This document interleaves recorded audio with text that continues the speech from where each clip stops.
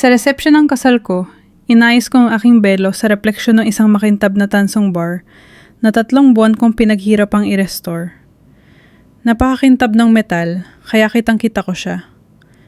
Ang biyenan kong si Doña Elena nakatayo sa likuran ko. Hindi niya nakita ang mga mata ko sa refleksyon. Ang nakita lang niya ay ang inumin kong nakapatong sa bar. Pinanood ko siyang kumuha ng isang maliit na bote mula sa kanyang clutch at nagpatak ng 3 beses sa aking champagne. Hindi ako lumingon, hindi ako sumigaw. Hinintay ko siyang umalis para batiin ang asawa ng isang senador. Pagkatapos, gamit ang mga kamay na kasing tatag ng isang siruhano, inabot ko lang at ipinagpalit ang aming mga baso. Ang lason niya ay nasa kamay na niya, at ang totoong drama ng kasal ay magsisimula pa lang. Mag-iwan ka ng komento at sabihin mo kung saan ka nakikinig at anong oras dyan sa iyo ngayon.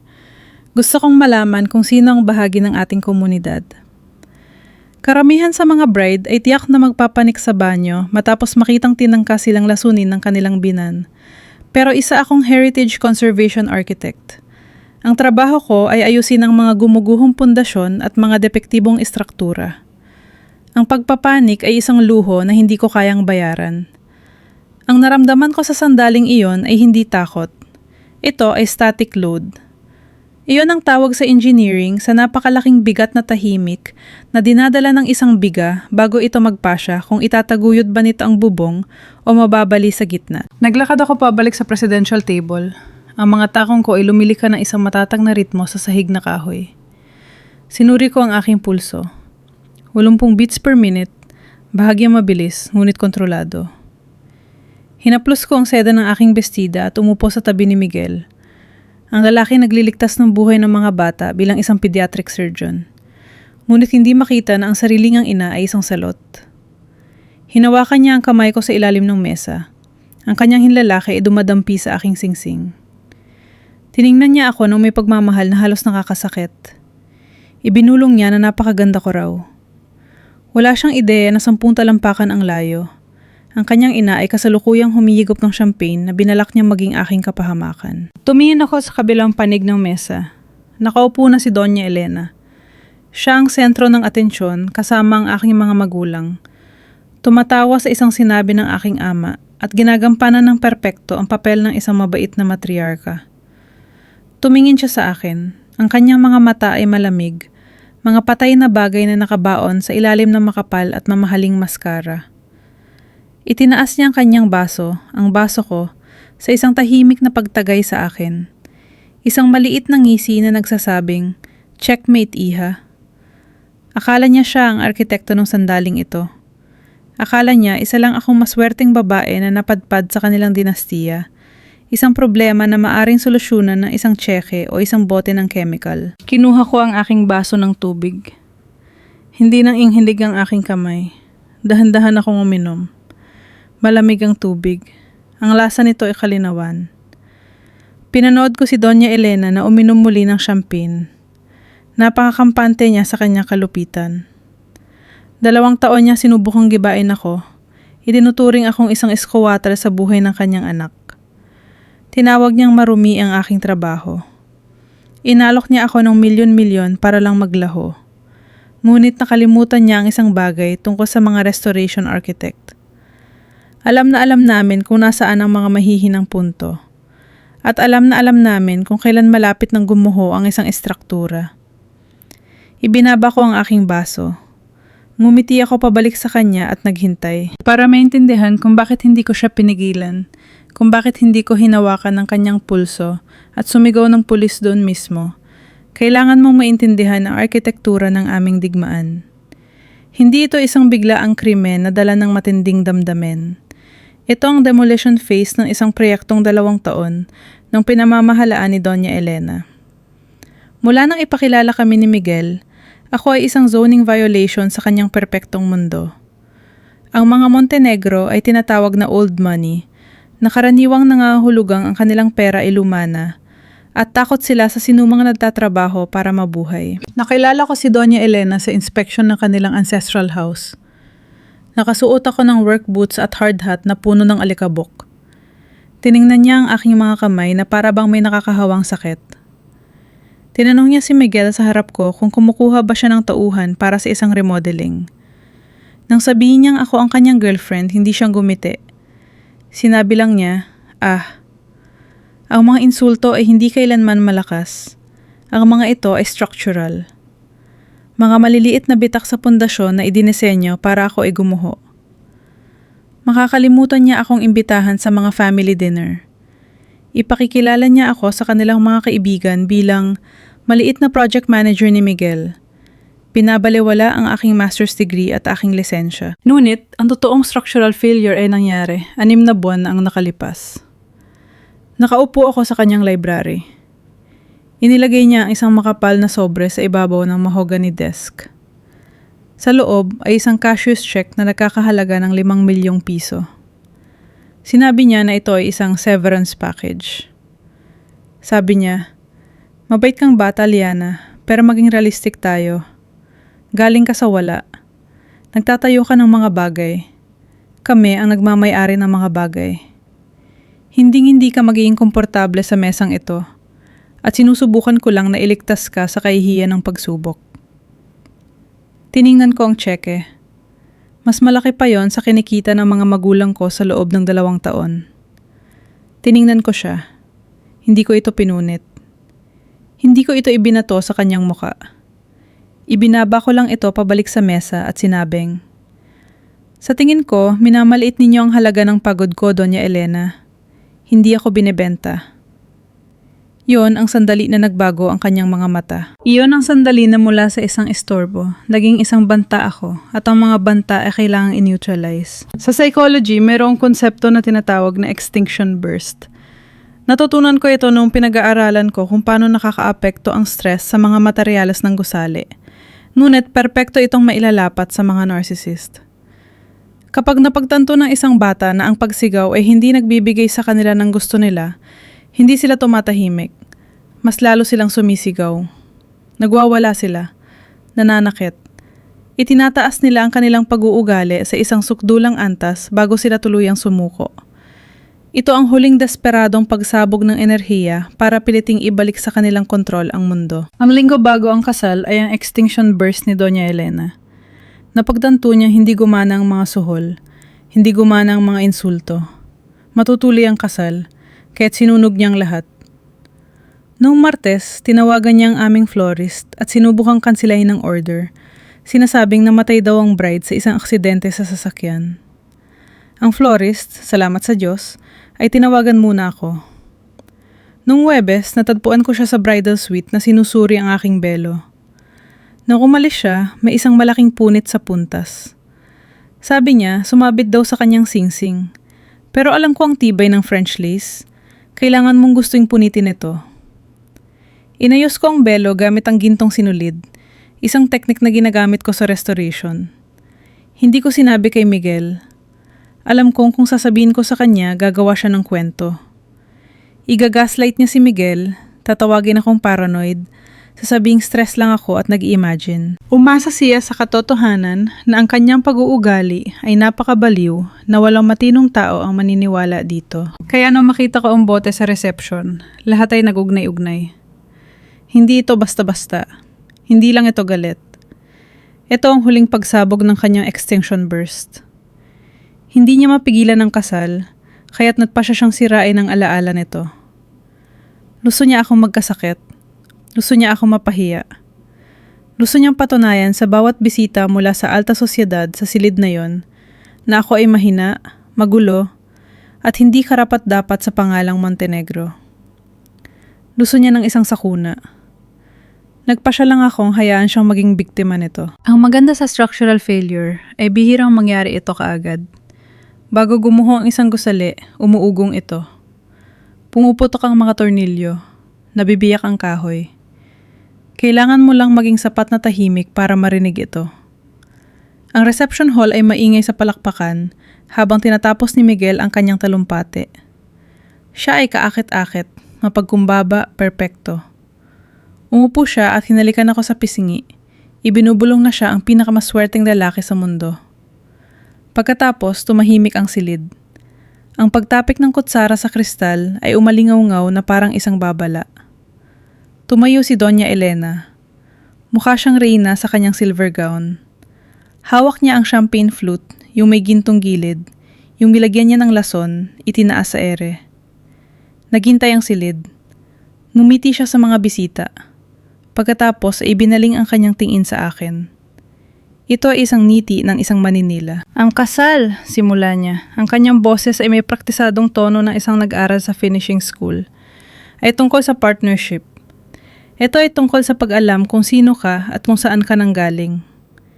Ilan sa kanyang mga kaibigan sa table 4 ay humagik-gik. At ang pinakamahalaga, ito ay tungkol sa tiwala. Ang malaman na ang taong nakaupo sa tabi mo ay laging nasa isip ang iyong kapakanan. Tinitigan niya ako ng diretso sa mata sa salitang tiwala. Hindi ako kumurap. Itinaas ko ang aking baso ng tubig. Itinaas si Doña Elena ang basong may lason. Para sa bagong kasal, sabi niya, itinagilid niya ang baso. Pinanood ko ang ginintuang likido na mawala. Pinanood ko siyang lumunok. Isang lagok, dalawa. Inubos niya ito. Sa isang sandali, walang nangyari. Umupo siya na mukhang nagtagumpay. Humarap siya sa aking ama at nagsimulang magsalita tungkol sa golf. Lumipas ang isang minuto. Pagkatapos, dalawa. Nakaupo akong walang kibo. Ang mga kamay ko ay magkapatong sa aking kandungan. Binibilang ang mga segundo na parang isang metronome. Sa 2 minuto at 40 segundo, nagsimula ang pag-ugong. Biglang tumigil sa pagsasalita si Doña Elena. Mabilis siyang kumurap-kurap.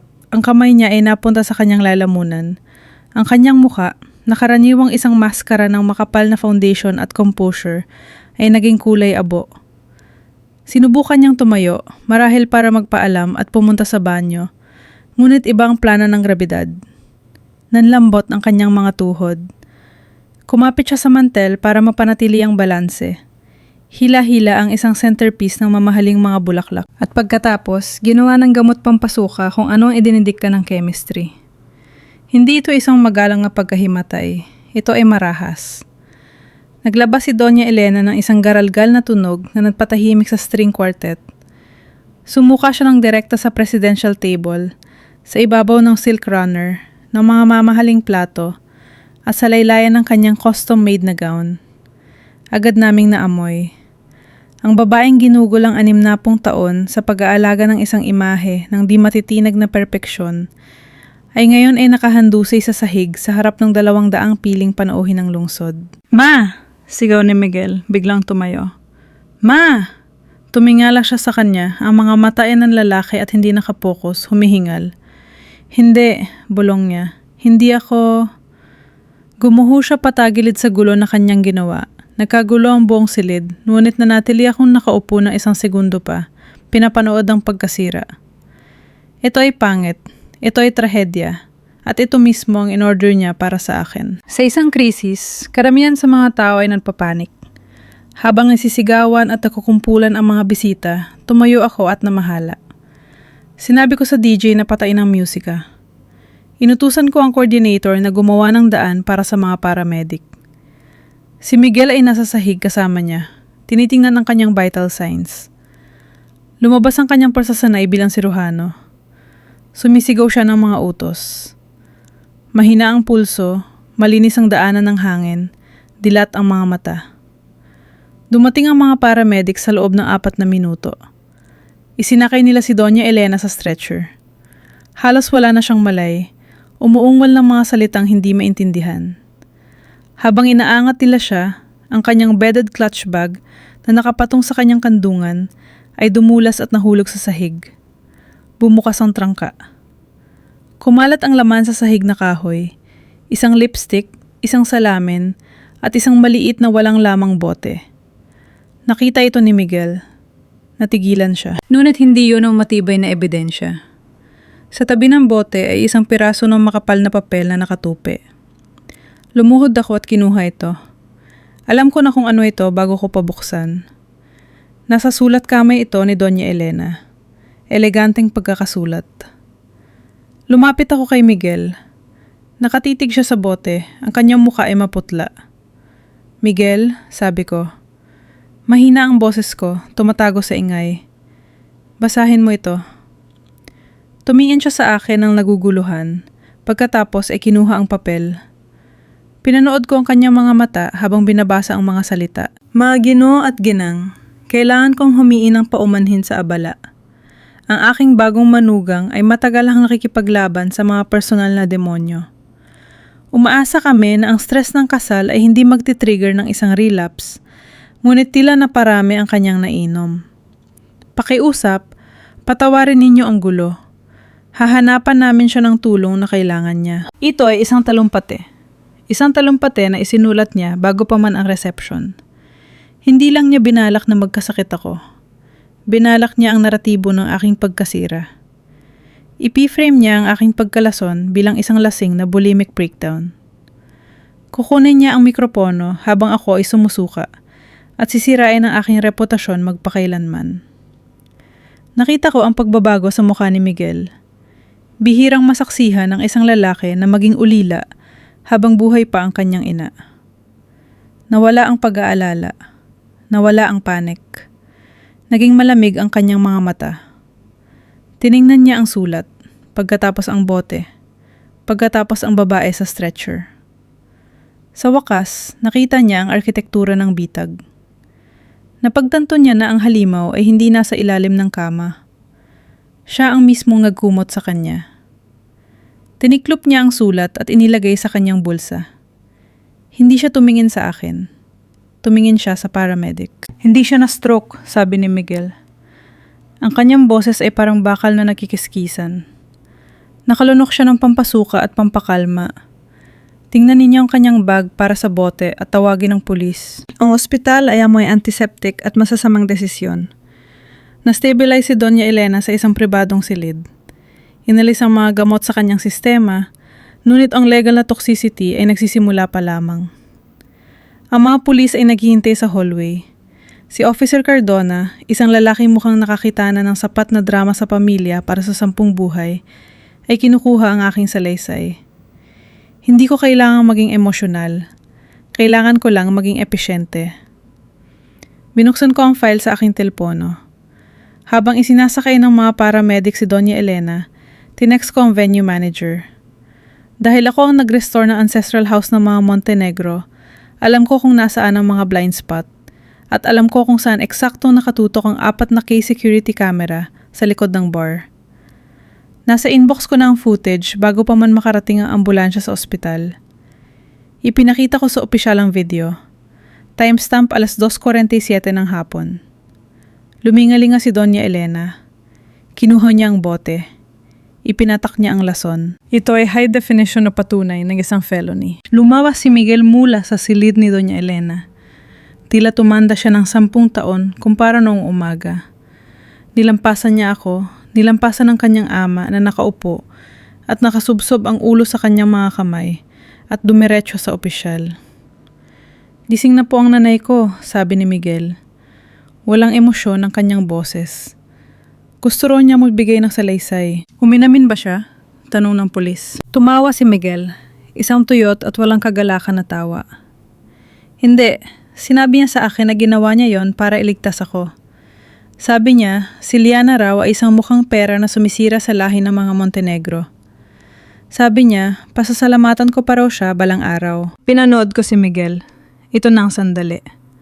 Ang ubnayan ay maaring maputol o kaya sakalin kaming dalawa. Inilabas na ni Doña Elena ang kanyang huling baraha. Ang depensa ng isang inang nagmamalasakit. Umaasa siya sa 30 taon ng guilt at obligasyon para iatras ni Miguel ang kaso. Dinukot ni Miguel mula sa bulsa ng kanyang taksido ang kulay gatas na papel. Ang paunang ay sinulat na talumpate. Ang ebidensya ng premeditation, Officer Cardona, sabi ni Miguel habang inaabot ang papel. Hindi lang tinangka ng nanay ko na saktan ng asawa ko. Nagplano siya ng paninirang pure. Isinulat niya ito bago pa man magsimula ang reception. Ito ang patunay ng kanyang intensyon. Miguel, huwag! Bulong ng kanyang ama mula sa upuan. Inamo pa rin siya. Umarap si Miguel sa kanyang ama. Hindi pa, sabi niya. Isa siyang kriminal. At kung babayaran mo ang kanyang abogado, kasabwat ka niya. Umarap siyang muli sa pulis. Itutuloy ko ang kaso at humihiling ako ng agarang restraining order para sa akin at sa aking asawa. Pinanood ko siyang pirmahan ng salaysay. Ito na ang pinakaromantikong bagay na nasaksihan ko.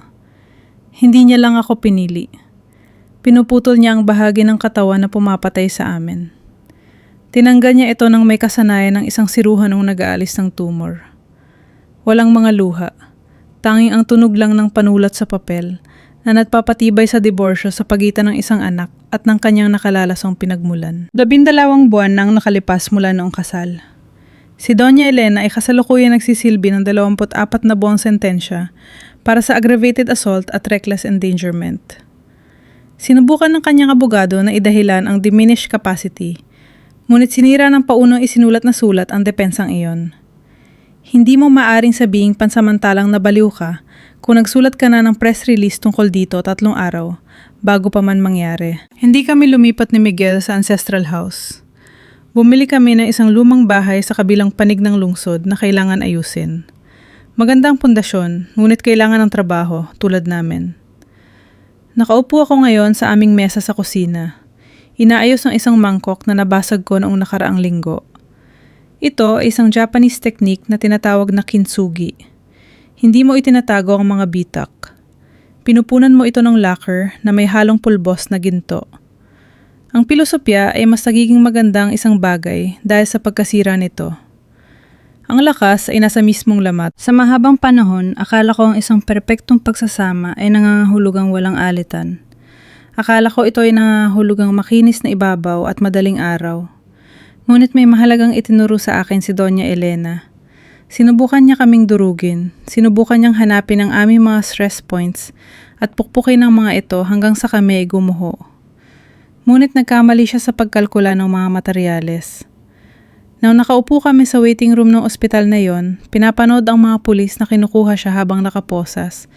Hindi kami nagkawatak-watak ni Miguel. Kami ay nagkadikit. Ang trauma ay hindi nag-iwan ng peklat. Nag-iwan ito ng isang dugtong na ginto. Nagtiwala kami sa isa't isa sa lalim na hindi naabot ng karamihan sa mga mag-asawa dahil hindi sila nasusubok. Alam ko nang may ganap na katiyakan na ako ang pipiliin niya. At alam niyang makikita ko ang mga banta na hindi niya nakikita. Tinapos ko ang mangkok. Ang mga gintong linya ay sumasalo sa sikat ng araw sa hapon. Mas nagniningning kaysa sa orihinal na seramika. Ito ay hindi perpekto. Ito ay may mga gaspang. At ito ay hindi na masisira. Kung naniniwala kang walang lugar sa hapagkainan mo ang mga nakalalasong kamag-anak, i-like mo at i-share ang kwentong ito. At sabihin mo sa comments ano ang pinaka-petty na bagay na ginawa ng isang kamag-anak sa isang kasal na napuntahan mo.